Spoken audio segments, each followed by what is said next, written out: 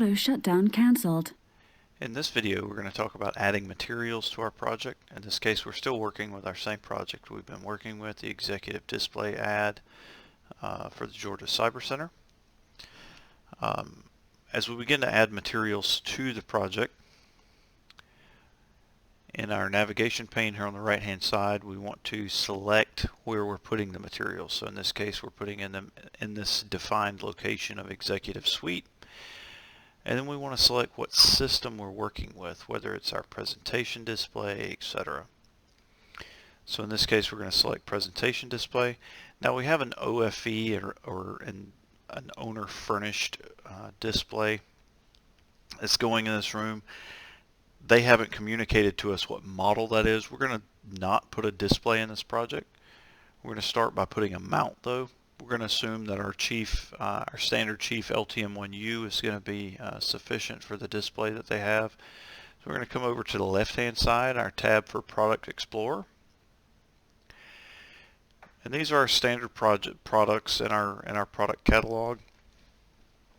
And a lot of figuring out what you need is really just going to be experience and doing these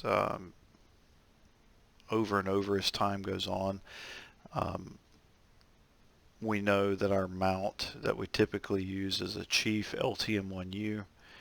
So rather than search through this list, this 9 pages with 100 items per page, we're just going to use our search box up here and type in LTM1U, and there's our mount.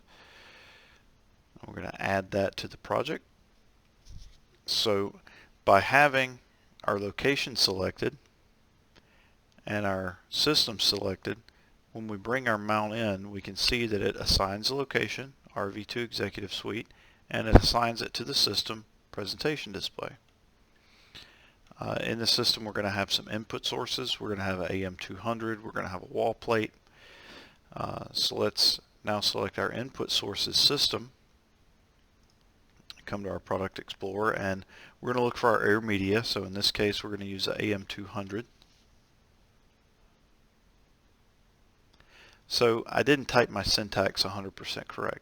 It didn't find it in the library, or in our catalog would we like to search the library.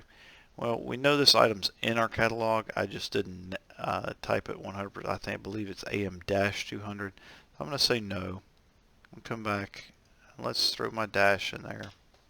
And there's the item we're looking for, the AM-200 air media.